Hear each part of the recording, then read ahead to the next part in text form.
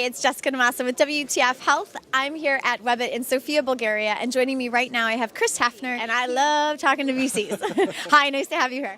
Great to be here in Sofia. Great. All right, so tell me a little bit, I guess, about your investment thesis. What kinds of stuff are you looking for? You're here at WebIt in Bulgaria in a health conference. So what's the play here for us? I tend to be more on the leading edge, cutting edge. So the things that I tend to be a bit of a contrarian investor. So look for, if everyone's looking left, I tend to look right. So yeah, not the typical type of investments that most are going to go after. So some refer to them as taboo investments. So what does that mean exactly? Like, give us an example. So looking at menopause, menstruation, right? Things that are difficult concepts to talk about, but there's a lot of investment going into that area. It's set to be a $50 billion industry over the next 5 to 10 years, and huge strides being made in terms of wellness in the workplace and focusing on technology.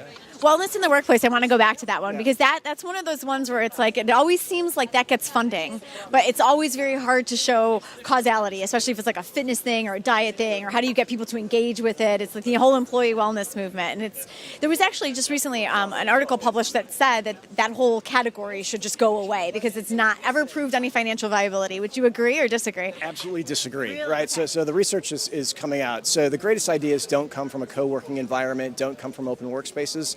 They really come from moments of solitude.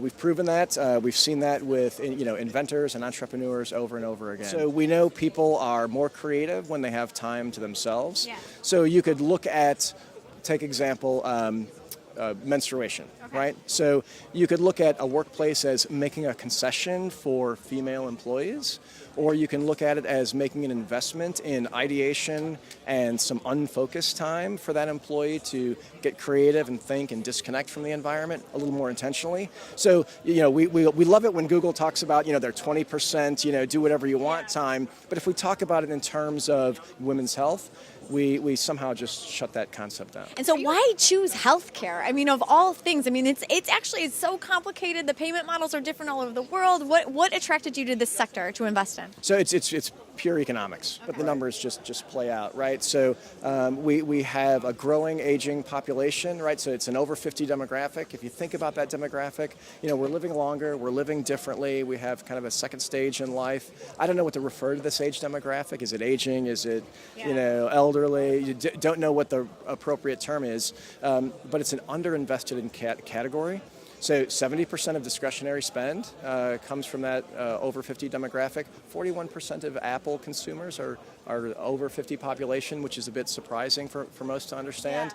Yeah. And it's a population that's going to grow. So, living longer, aging, and money to spend. And so you're putting your money in healthcare, all right. I've not found a single healthcare system in the world, right? We have sick care. Right. We triage, we take care of people in times of illness, but we really don't promote what I think is the most nascent industry, which is wellness. Okay. Right? So how do we live better lives? And that's not about healthcare, that's not about payment models, it's not about insurance.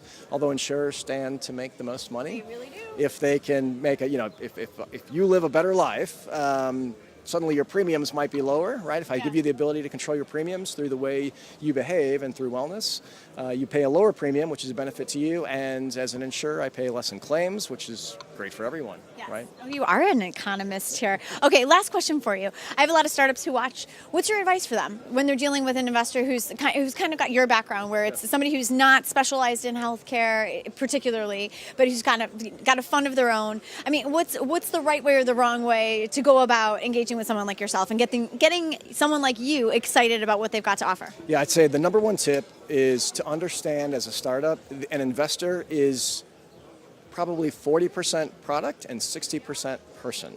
Okay. So as an investor, we know the idea that you have today, the passion that you have is going to evolve, it's going to change. Probably the product or service isn't going to succeed.